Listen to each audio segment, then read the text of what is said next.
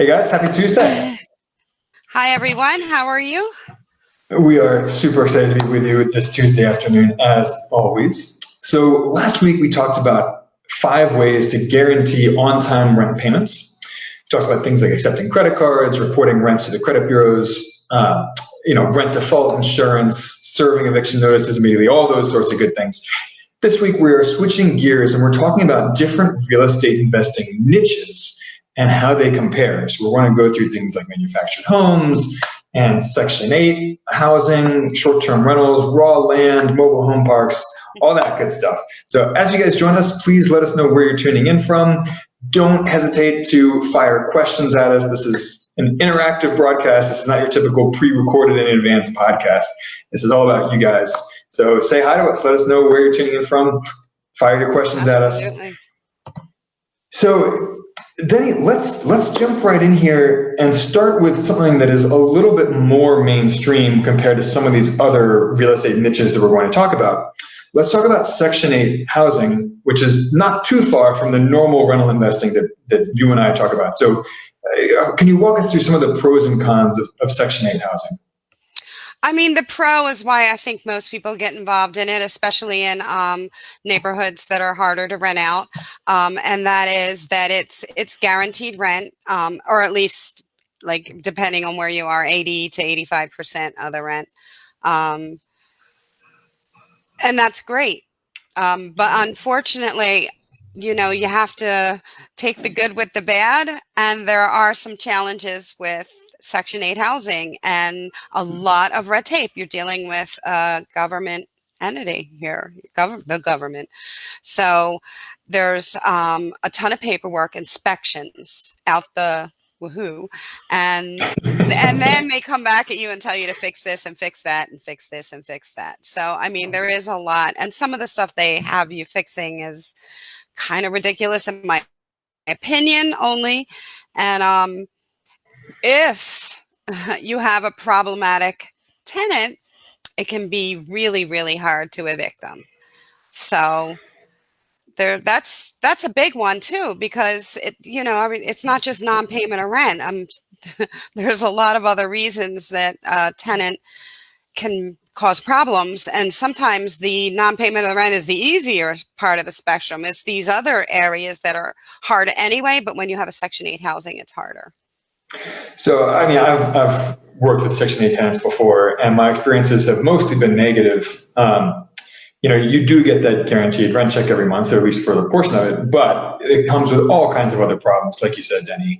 And it's worth backing up just one moment here and explaining that Section 8 housing, these are normal housing units that you happen to have voucher holding tenants move into, but you don't have to buy properties that are specifically designated for Section 8. There's actually, well, I'm not going to say there's no such thing, because there actually is like a legacy program with the federal government going back to the 80s. But in today's world, you don't buy housing that's specific to Section 8. You buy a regular rental property and then you decide. Right. And then you rent it to a voucher holder. Now, a lot of investors who invest in lower end neighborhoods do specifically buy these properties with the intention of renting them to Section 8 voucher holders. But to sum it up quickly, because I don't want to get too bogged down in Section 8 here. We'll talk about Section 8. We'll give that its own episode at some time in the future. But the problem with these annual inspections is that, in my experience, every single year the inspector would find $2 to $3 grand worth of stuff to list up for me in a punch out list. And I couldn't figure it out because, all the stuff that they would have me do every year was stuff that was pre-existing the previous year that they inspected it. So I was like, well, this wasn't, working last year, but not working now. These are all the same things. And eventually I discovered that what was happening is the inspector was writing up this punch out list as a way of proving to their supervisor that they had hit every property on their rounds. So, so the logic behind it. And there is going to be that bureaucracy when you're dealing with a government entity like this. So, I mean, it's to be expected. But on the positive side of things, with the eviction moratorium, it can be a bit of a hedge of protection. So. Well, that's true. Any last comments you want to make about Section 8 before we move on? Just that we have a link that we'll put in our comments. And if you want to read more about it, the ins and outs and all that, just click on that link. Yeah, so I just shared that link in the comments, and it's a much more detailed analysis of the pros and cons of Section 8 if you're thinking about investing in lower end properties and marketing specifically to Section 8 tenants. And just so full disclosure or whatever disclaimer, I'm not, and I don't believe Brian is against Section 8 tenants or landlords who choose to go involved in this. This is just an opinion and reality of some of the stuff that you have to deal with. So we've gotten a few comments that, you shouldn't hate Section 8. I don't hate Section 8. Anyway. No, I mean, we don't hate it. We're here in business. We're not here to have such strong feelings as hate about any of this stuff. No, so. Really, it's about the bottom line. I've had some bad experiences with Section 8, and I've known other landlords who have had good experiences with it as well. But you have to be really careful when your tenants read it, because there's basically two camps of Section 8 tenants. There are the people who are, truly grateful to have the government assistance, and people who need the help. And then there's another camp of, totally entitled people who just think that they deserve to have their free rent paid by the government. And anyway, let's move on to the next niche here: short-term rentals and corporate rentals as well, like midterm corporate rentals. Right. Danny, what are your thoughts on? Tell us some of the basics here. Well, I mean, whether it's vacation, short-term, or, executive housing, whatever. I think that when COVID, it's always been a good niche, but when COVID hit, everybody was like, running from it. But it actually didn't even affect it that long of a time. 'Cause, couple months, really. Yeah. I mean, it actually set the tone for a boom is what it did, because there was all of a sudden these traveling health professionals and so forth and so on, and they needed short term. So it just kind of moved into that a little bit. And then we couldn't fly, so we couldn't take the far away vacations. So everybody was taking mountain and shore vacations. So they opened back up. And so now, yeah. Well, especially with everyone telecommuting. To invest. Yeah. So, we held a joint webinar a couple months ago with Al Williamson, who specializes in teaching Airbnb rentals and also midterm corporate rentals.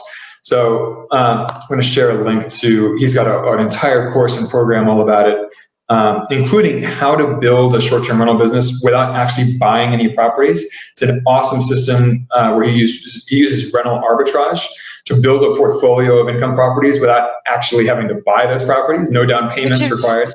So cool to me. I mean, that blew my mind. It really did. I mean, it's possible. I mean, it's all of a sudden I'm driving around and I see these executive suites. That's what he did. He had me open my eyes to how, and they are busy right now and their parking lots are full. And oh my goodness, you got his information is like just great. Yeah, absolutely. So check out his course if you're interested in either short-term Airbnb rentals or midterm corporate rentals. All right. So moving on to number 3, manufactured homes. Benny, what do people need to know about that niche? Well, it's not bad either. It's cheaper to get involved in. It's, their homes are cheaper. Financing might be a little funny, but not as tough, I believe. And you'd have to talk to your mortgage person to get into, as far as it like a single family home or a small multi. You do have to know that there's going to be either lot rent or you're going to own your plot of land. There are some different landlord-tenant regulations in some states for mobile homes as opposed to regular single family. And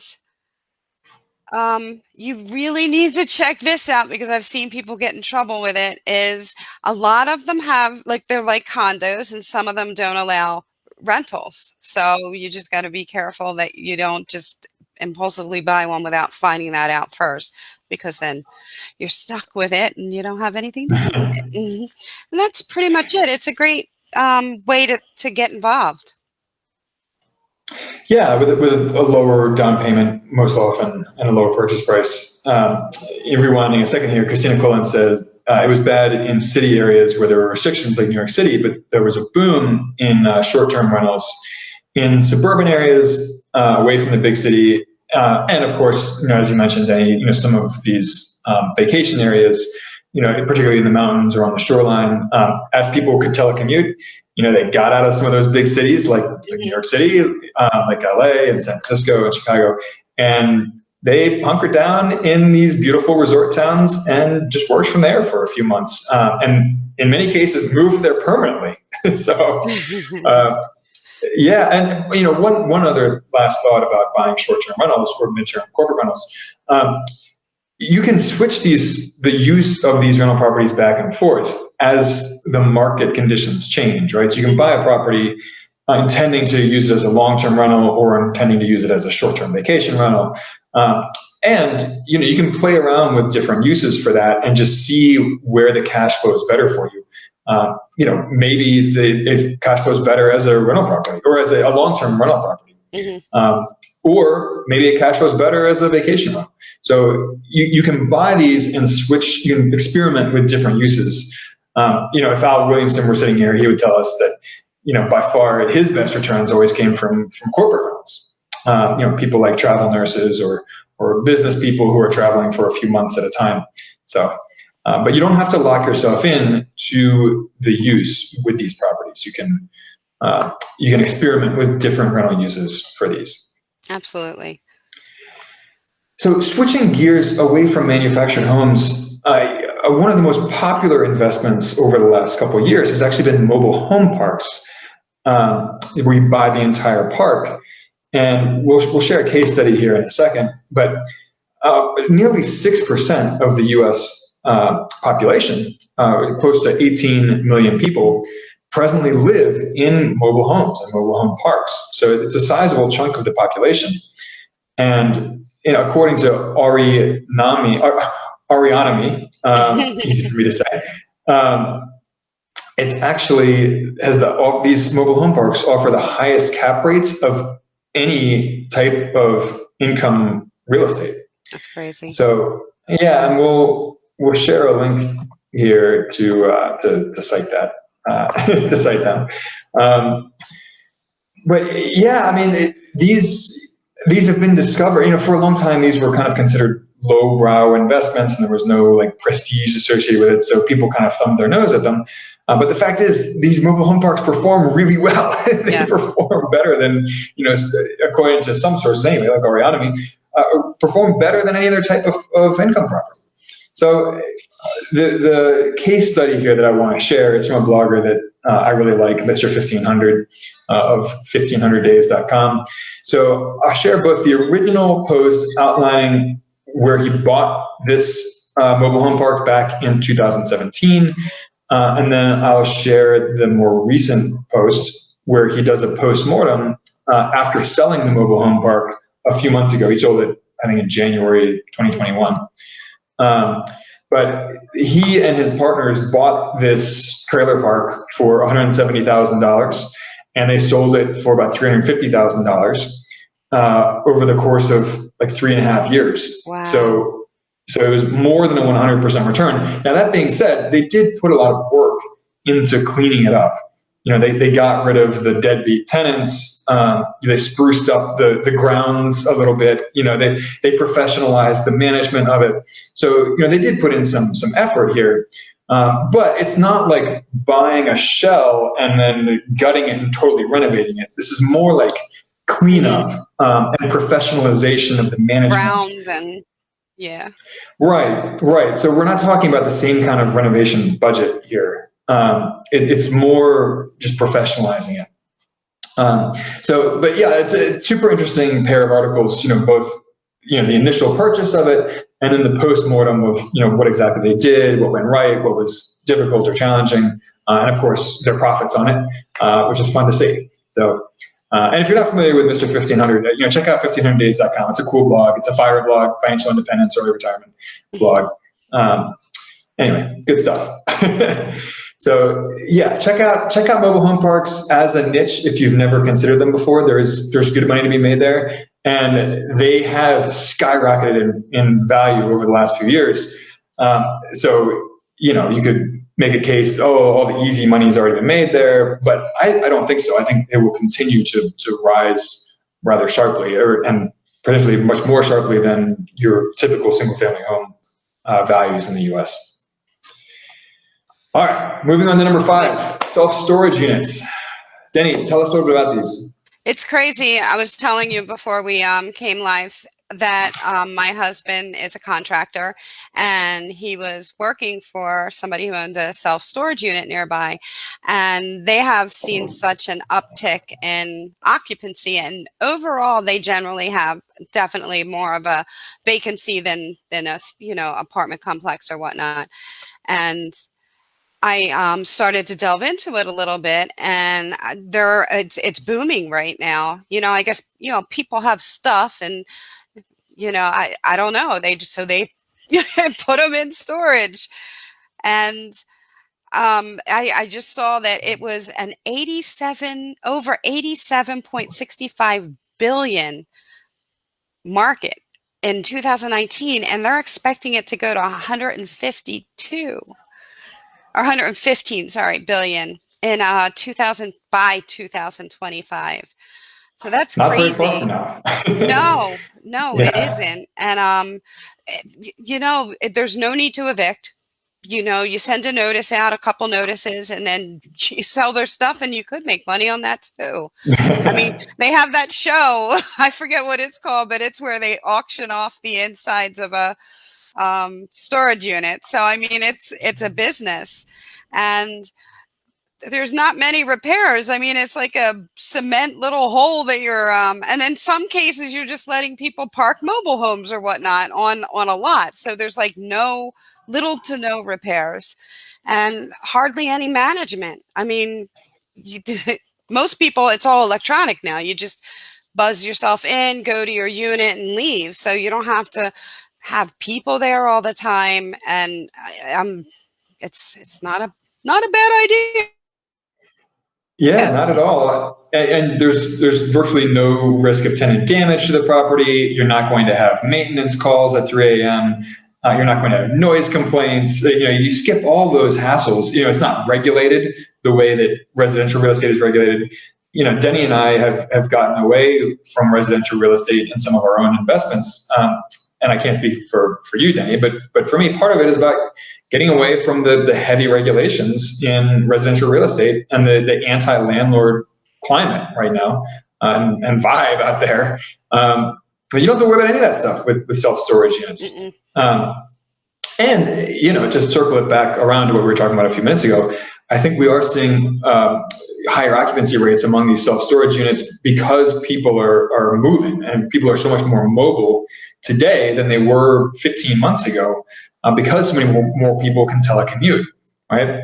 So you have people making these sudden moves and storing some of their stuff that they can't take with them initially. So you are seeing this big jump in self-storage business. And if you have like a standalone garage or a detached garage or whatnot, I've done this and have made money on it. It was like the easiest money I ever made because, again, I gave them a key and they just came in and out, and I didn't have to worry about anything. Yeah. There are a few websites where you can list your storage space. Sparefoot is one. It's not neighbor.com. But yeah, there are a few of them out there where you rent out your spare storage space in your home to other people, and it's much cheaper than renting out an entire storage unit. So that can be an easy way to start if you happen to have extra storage space in your own home. But yeah, look into investing in self-storage businesses because it can be a very lucrative way to invest in real estate. All right. What can you tell us about land? Yeah. So number 6, the final niche in our real estate investing alternatives here that we're going through. Raw land, undeveloped land. So it shares that advantage where you're not going to get any maintenance calls, right? Because there's no building to maintain. It's not regulated the way that residential properties are regulated. You're not going to have noise complaints from tenant. You're not going to have any of that stuff. There's a course that we've actually gone through ourselves, Land Geek, and they joke, no tenants, no toilets, no termites. All the big headaches of investing in rental properties. And by the way, we've added a link in the comments here to that main course. It's a great course, by the way. It's very comprehensive.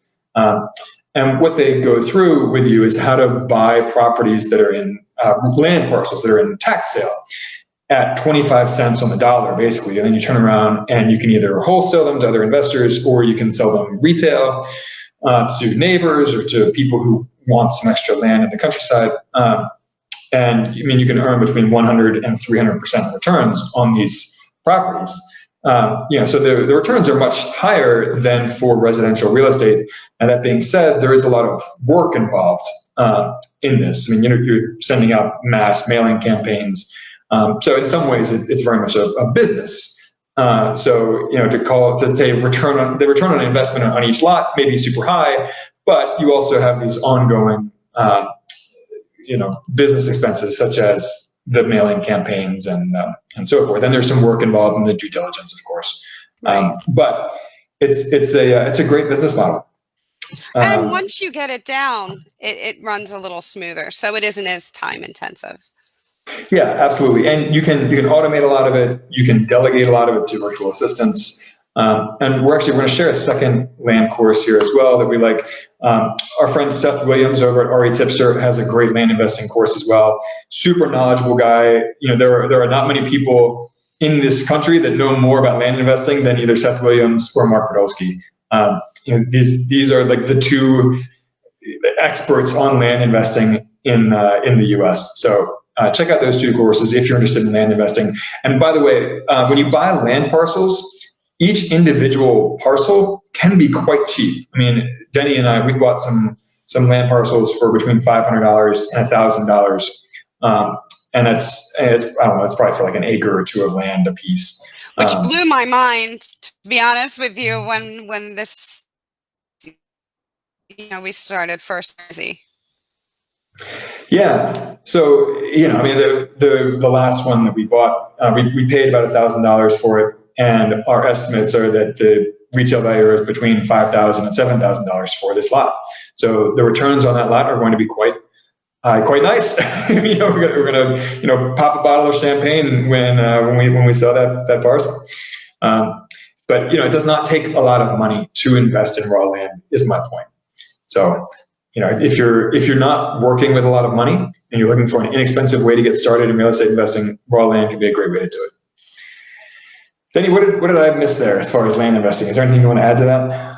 No, I don't think so. I think you covered it. All right. Well, to give a quick recap here of the 6 real estate investing niches that, if you're looking for something a little bit alternative because residential property prices are too high for you right now. So the first is Section 8 housing. Again, these are regular homes that you buy that you then can turn around and market specifically to Section 8 tenants if you choose. So 1, Section 8 housing. 2 is short-term rentals through Airbnb or corporate rentals, more midterm leasing. Number 3 is manufactured homes. Number 4 is mobile home parks. Number 5 is self-storage facilities. And number 6 is raw land.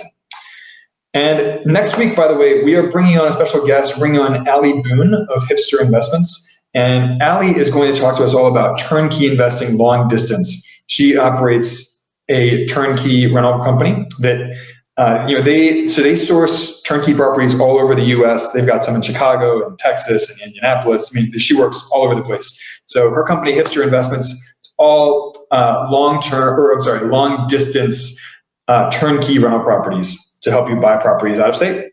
So it'll be a super fun interview. She's super fun herself. So next Tuesday, 2 p.m. Eastern, 11 a.m. Pacific. Join us as we talk to Allie Boone of Hipster Investments. Absolutely. All right. Well, on that note, let us know what you guys want to hear about moving forward. Shoot us. You can either message us on Facebook Messenger, or you can email us at support@sparkrental.com. Let us know what you want to hear about, and we do listen to these. We read all these ourselves, and we typically get our ideas for these podcast episodes from you, from your requests and your questions. So don't be a stranger. Reach out and let us know what you want to hear about, and we will catch you guys next Tuesday. Absolutely. Have a great Tuesday and keep safe. All right. See you then. Bye-bye.